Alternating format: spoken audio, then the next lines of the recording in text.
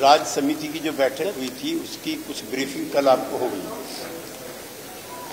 Party के राष्ट्रीय पदाधिकारियों की कल बैठक थी, उसके बाद राष्ट्रीय समिति की बैठक थी और आज राष्ट्रीय परिषद की बैठक।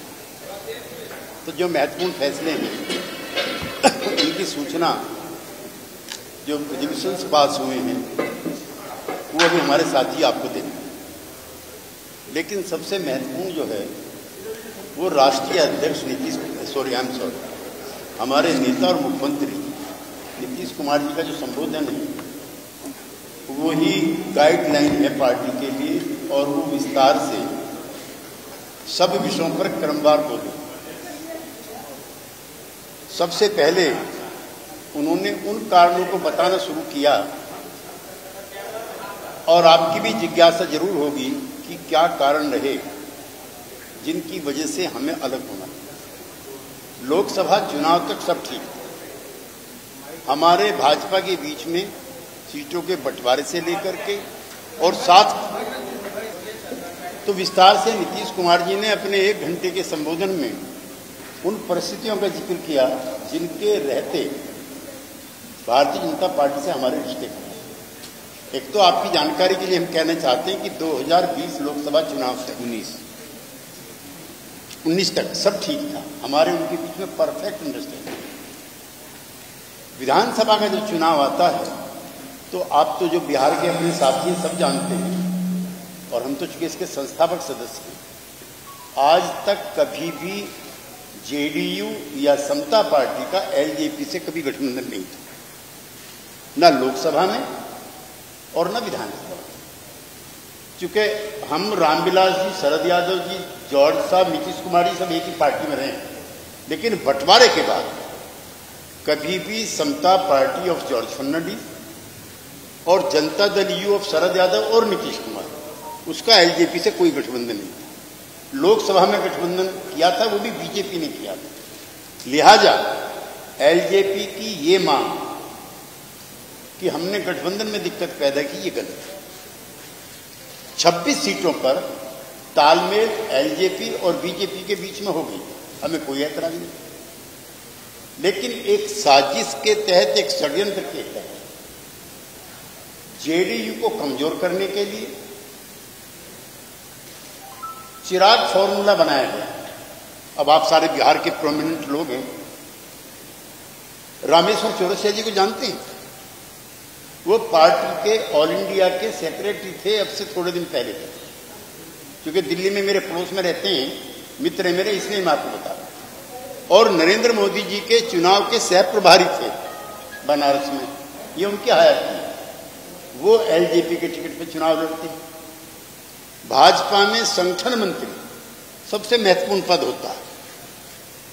राजेंद्र सिंह जी भाजपा के संगठन मंत्री थे, वो एलजेपी के टिकट पे चुनाव लड़ते।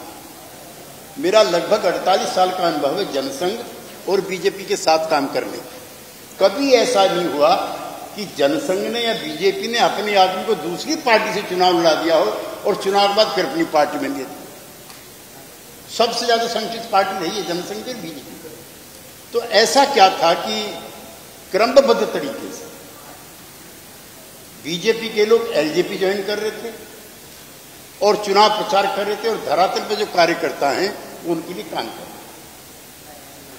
थे। एक षड्यंत्र के तहत जेडीयू की संख्या कम की गई और पूरे चुनाव वो अपने आप को राम का हनुमान बताते रहे।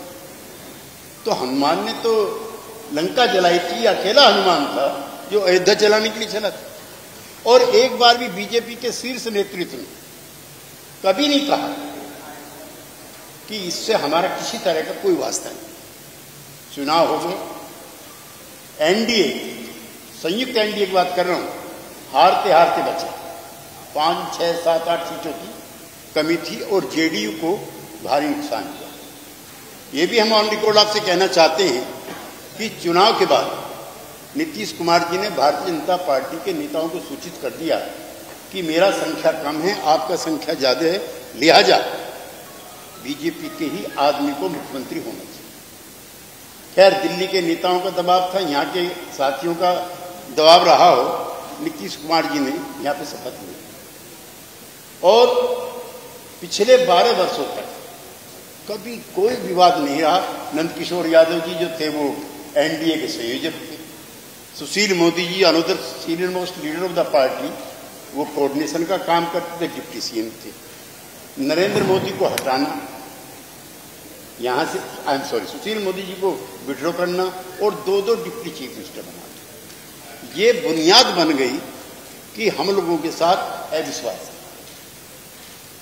और बेवजह कोई ना कोई नेता किसी न किसी किस्म का एक बयान देता रहा जो नीतीश कुमार जैसे सेल्फ रेस्पेक्टिंग आदमी के लिए बुरा था। क्या इनकी संख्या कम है, इवन देन हम बड़े भाई हैं, इवन देन हम इनको सपोर्ट करते हैं। ये ऑब्जेक्शनरी लैंग्वेज है और ये गठबंधन के जो कायदे कानून हैं जो अटल बिहारी वाजपेयी ने तय किए थे उसकी भावना के विरुद्ध।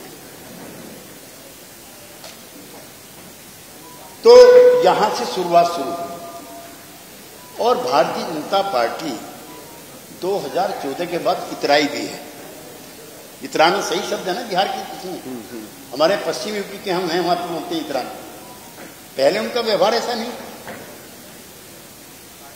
2000 में जब जॉर्ज साहब कन्वीनर थे, नीतीश कुमार जी रेल मंत्री, रामविलास पासवान जी टेली कम्युनिकेशन थे, शरद यादव सिविल एविएशन थे, जॉर्ज साहब डिफेंस मिनिस्टर थे, तो कोई किसी तरह की कोई ऐसी बात नहीं होती थी। लेकिन अब उन्होंने अपने को छोटा करना शुरू कर दिया। दूसरा बड़ा सवाल है, चूंकि अमित शाह जी कुछ कहते हैं, आरसीपी सिंह जी खुद कुछ कहते हैं, उसका भी खुलासा नीतीश कुमार जी ने किया। पहले हम लोगों ने मंत्रिमंडल में जाने से मना कर दिया, हमको प्रोपोर्शनेट रिप्रेजेंटेशन चाहिए। 17 एमपी बीजेपी के, उनके 5 मंत्री, 16 एमपी हमारे और हमारा 1 मंत्री, तो हमने इस फॉर्मूले को रिजेक्ट किया। फिर दोबारा उन्होंने शुरू की कैंपेन की, उस बीच में आरसीपी सिंह जी अध्यक्ष बन गए। दिसंबर के महीने हम आप सबको की जानकारी है, इसी हॉल की बात। आखिरी दिनों में नीतीश कुमार जी ने आरसीपी सिंह जी को ही ऑथराइज कर दिया to talk with the BJP leaders और जो प्रोपोर्शनेट रिप्रेजेंटेशन टू चेक।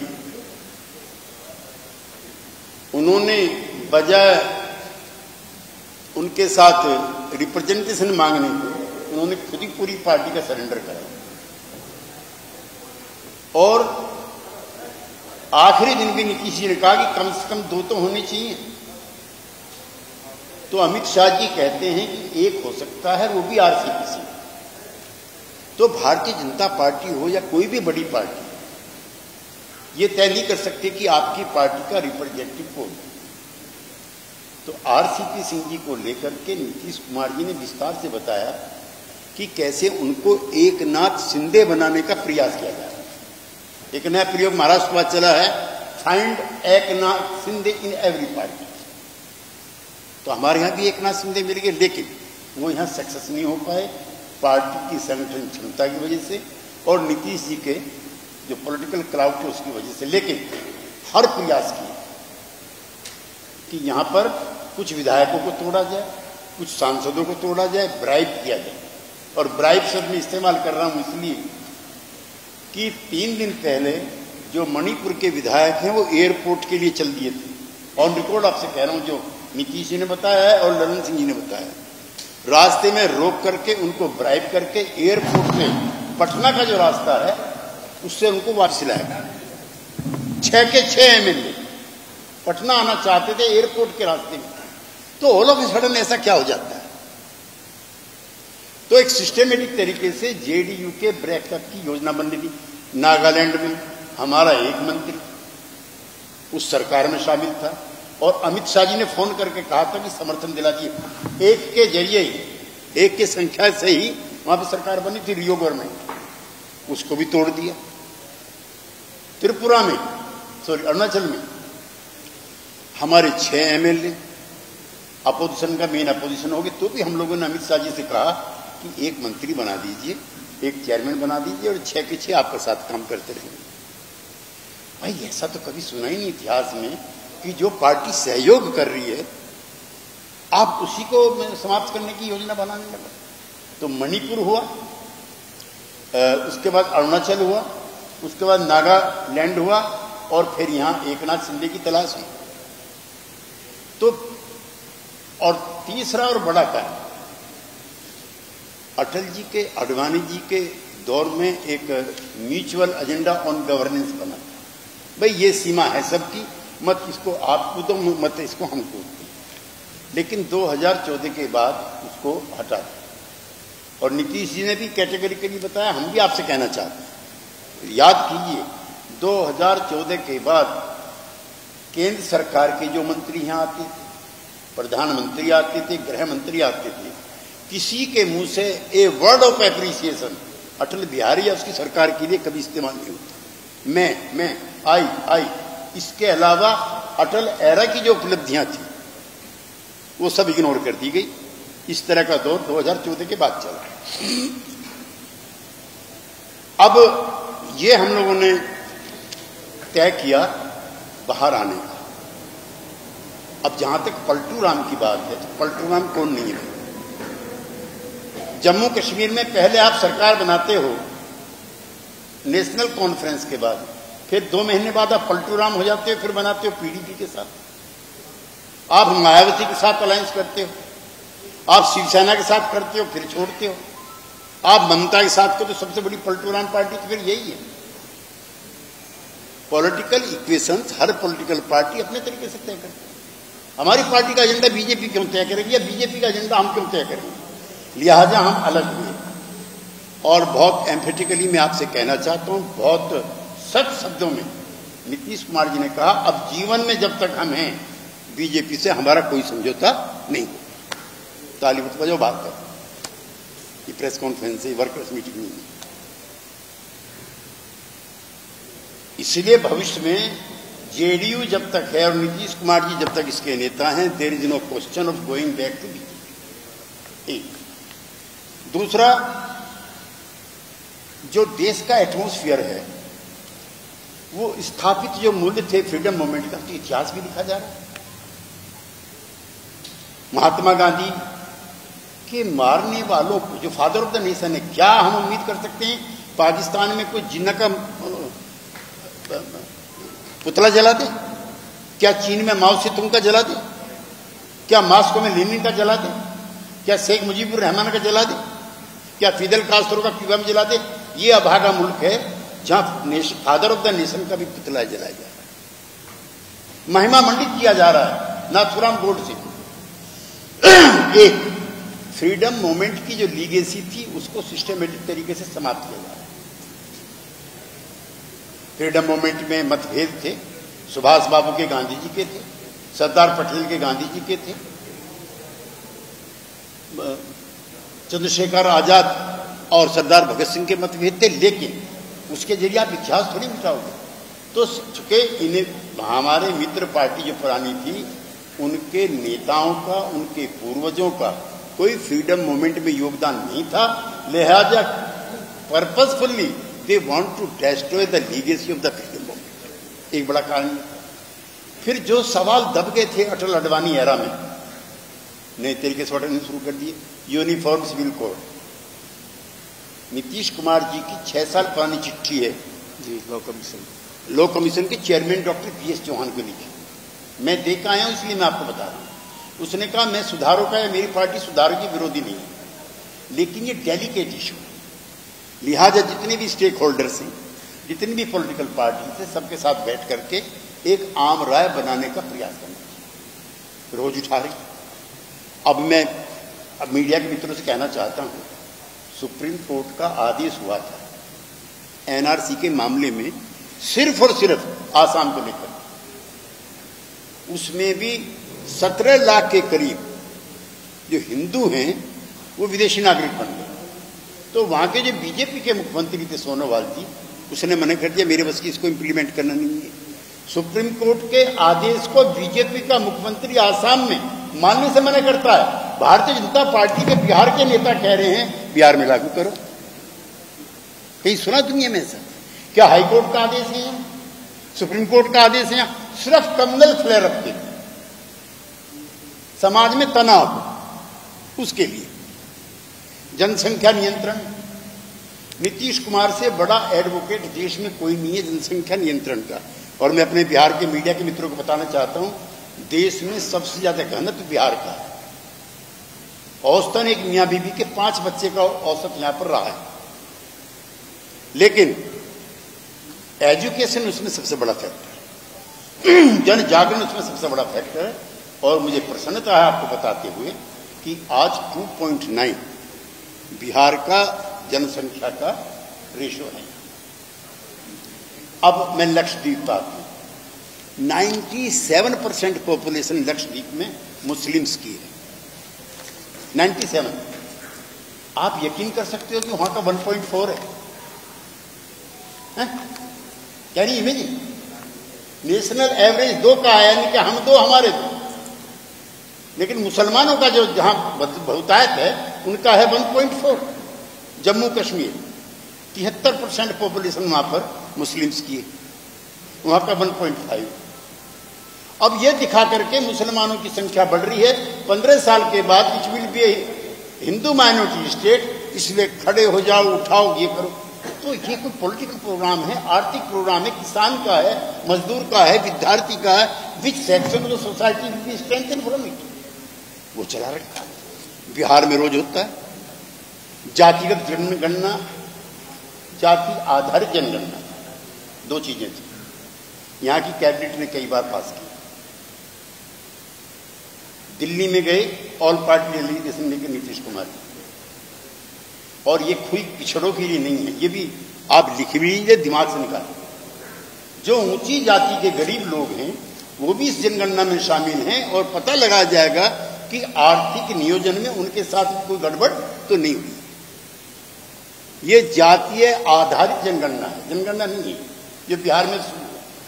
और हमें फक्र है कि बिहार पहला स्टेट होगा जहां जाति आधारित जनगणना होगी, जिसमें सभी जाति समूह की सामाजिक और आर्थिक स्थिति का विश्लेषण हो। और हम मांग करेंगे सब जगह होना चाहिए। जिसको ये अमृत महोत्सव बता रहे हैं उसमें हमें ऐतराज है, बापू महोत्सव क्यों नहीं होना चाहिए? What do mean by Amrit Mahotsav? नए नए शब्द निकाल के लाएंगे।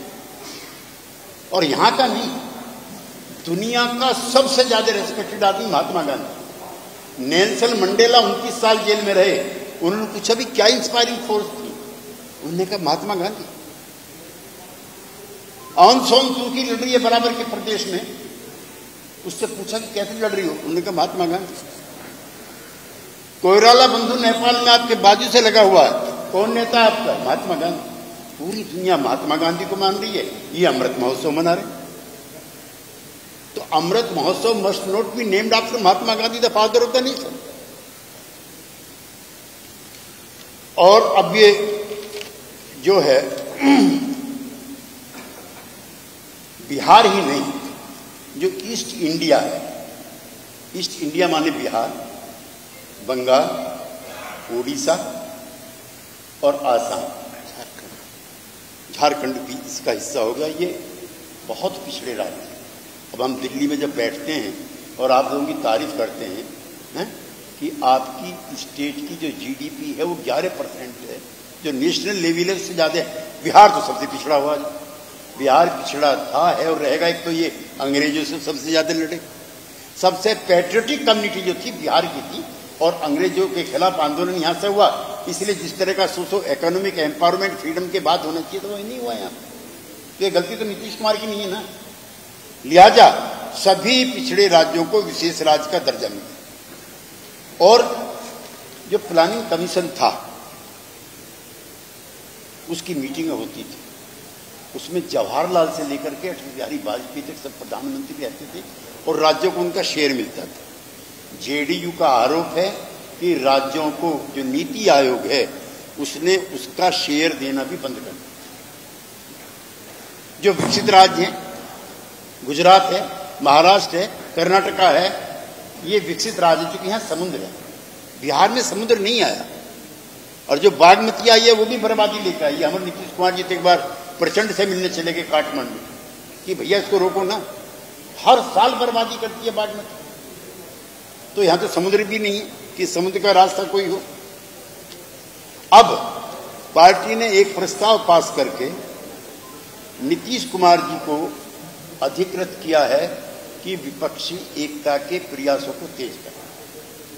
और आज पहली और अंतिम बार हम आपसे निवेदन करना चाहते हैं, नीतीश कुमार जी प्रधानमंत्री पद के दावेदार हैं, ऐसा कोई प्रस्ताव जनता दल यूनाइटेड का नहीं है। पार्टी का कोई प्रस्ताव नहीं है और ना हम घोषणा कर रहे हैं ना कैंपेन कर रहे हैं। हाँ, नीतीश कुमार जी विपक्षी एकता के सबसे प्रबल समर्थकों में से एक हैं, ये हम कहना चाहते हैं। और अपनी इस मुहिम को आगे बढ़ाने के लिए वो अपने 3 दिन के प्रवास में दिल्ली रहेंगे। जिन नेताओं ने, जिन दलों ने उनको समर्थन दिया है, उनके नेताओं से मिलेंगे और आधा दर्जन से ज्यादा रीजनल आउटफिट जो हैं देश के, उन नेताओं ने भी मिलने की इच्छा जाहिर की है, उनसे भी मिलेंगे और विपक्षी एकता का जो कारवां है उसको आगे बढ़ाएंगे। अब जब मिल जाएंगे तो नाम तो तब पता लगा मालिक कोई इसमें से नहीं आया और आप कहने लगे आपने तो नाम बताया। कांग्रेस पार्टी है, आरजेडी वालों से यहीं मिल लेते हैं, सीपीआई है, सीपीएम है, एमएल वाले भी सब यहीं रहते हैं और कई और पार्टियां, उनके नेताओं ने भी फोन द्वारा मुझसे भी कहा है और नीतीश कुमार जी से भी कहा है।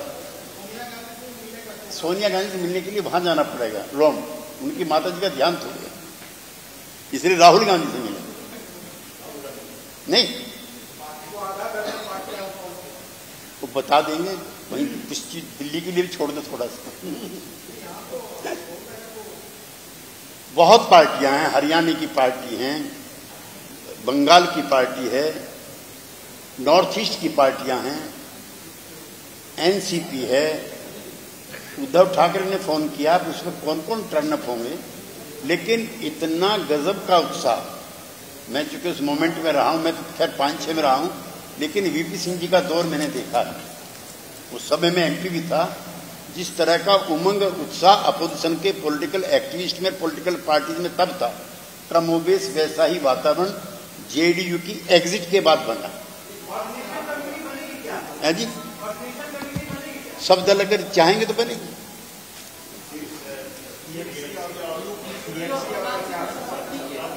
देखिए एक चीज और क्लियर कर दें, केसी राव जी यहां पर प्लीज आए थे, यहां पर वो तीसरे मोर्चे के समर्थक, नॉन कांग्रेस नॉन बीजेपी। हमारा मानना है नॉन कांग्रेस और नॉन लेफ्ट कोई सार्थक विकल्प बीजेपी का आज की तारीख में नहीं हो सकता।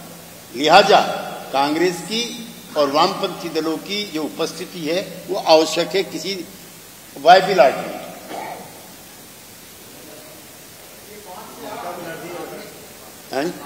सबसे अनुरोध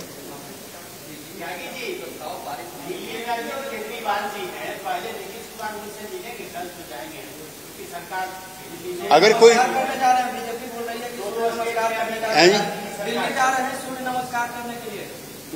सूर्य तो पूरब से निकलता है। The sun rises from the east, तो यही पढ़ते हैं अब तक। And the rising sun ji Nitish Kumar, तो हमें जाने क्या जी।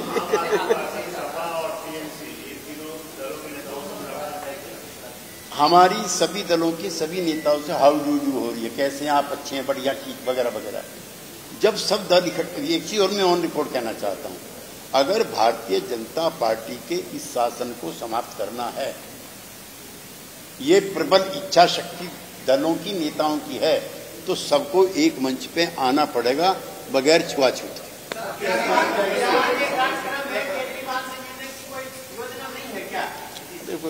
अभी कोई ऐसा एजेंडा हम लोगों ने तय करके नहीं चला। जिन नेताओं के फोन आ रहे हैं और केजरीवाल जी से तो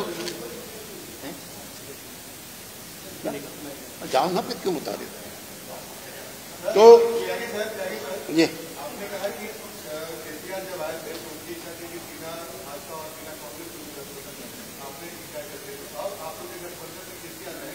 देखिए, जिसको भारतीय जनता पार्टी से लड़ना है, अपने राज्य में अपने रीजनल आउटफिट को कामयाब बनाना है, सबको इकट्ठा होना पड़ेगा। आपने कहा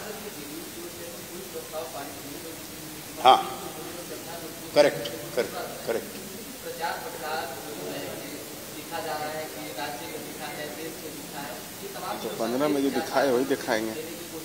नीतीश कुमार जी तो 17 साल से तो मुख्यमंत्री और कई बार एमपी रहे। मैं तो ऐसे लोगों को जानता हूं जिनकी पार्टी का ना एमएलए है ना एमपी है, और 25-30 लोगों की भीड़ नारे लगा रही, देश का नेता कैसा हो, हमारे फला फला जैसा हो, तो कोई वर्कर्स को कैसे कोई रोक सकता है। पार्टी के ऑफिशियल स्पोक्समैन के नाते I am on record on saying कि जनता दल यू का कोई इस तरह का न रेजोल्यूशन है न प्रस्ताव है that he will be our prime minister candidate. लगातार आप अनुभवी नेता हैं और काफी दशकों का आपका अनुभव है। 5 का काफी सालों का अनुभव है। आप पिछली बार में विपक्षी एकता में साथ में थे, तो क्या नीतीश कुमार को प्रधानमंत्री का प्रबल दावेदार मानते हैं? क्योंकि उनके सामने केसीआर भी होंगे, ममता बनर्जी भी हैं, अखिलेश यादव भी हैं। इसका जवाब तो दे चुका मैं। स्टालिन भी हैं। देखिए बेटा सुनिए, मैं जनता दल यू में हूँ, नीरज जी जनता दल यू में। ये जनता हमारी तो इच्छा है, हो सकती है ना, लेकिन पार्टी ने इस तरह का न कोई प्रस्ताव पास किया है और न इस इशू को विपक्षी एकता में बाधक बने थे।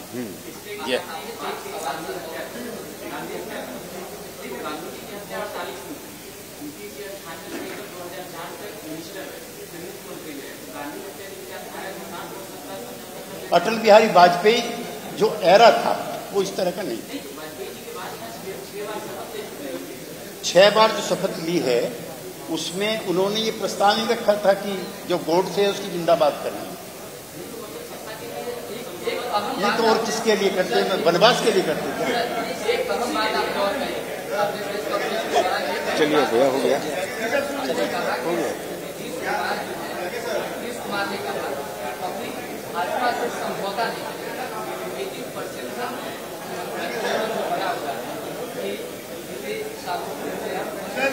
अरे भाई शांति बनाए। अब हम कह रहे हैं तो हमारी बात को यकीन कर दीजिए। ऐसा होता रहा है, पहले भी नॉन कांग्रेस नॉन बीजेपी का विचारधारा चलता रहा। अभी जो आपने कहा कि पूरे विपक्षी पार्टी को एक मंच पर आना पड़ेगा अगर बीजेपी को सत्ता से बाहर करना है तो आपने कहा कि केसीआर भी ये विचारधारा रखते हैं कि गैर भाजपा और गैर ये कांग्रेस। तो मुझे ये कहना है कि जो मुख्यमंत्री जी की जो बात की केसीआर से उनके पटना विजिट के दौरान, तो क्या इस पर कोई सहमति बन पाई या अभी चीज बाकी है? अभी ऐसा बच्चा पैदा हुआ है, बच्चा पैदा हुआ है, नामकरण में टाइम लगेगा, दांत निकलेंगे, बोलना सीखेगा। इसको 4 ही दिन हुए, अभी 4 दिन बाद बच्चे से पापा बोलो हमको, तो हाउ इट इज पॉसिबल। चलिए इसके पहले का इतिहास देखिए 77 का आपको याद है, मेरे याद है, कोई हमारा नेता नहीं, जेपी नेता नहीं, he was the guide philosopher of the movement. अच्छा 97 में जिसमें मैं भी एमपी रहा हूँ, वीपी सिंह जी के टाइम पे भी हम लोग तो कहते थे वीपी सिंह को, लेकिन क्या चंद्रशेखर जी के लोग मानते थे क्या? ना, उस दिन चुनाव हो गया जिस दिन हमने वीपी सिंह जी को घोषित किया। मैं तो कार्यकर्ता जनता दल यू का हूँ ना। ठीक है, चलिए बहुत धन्यवाद।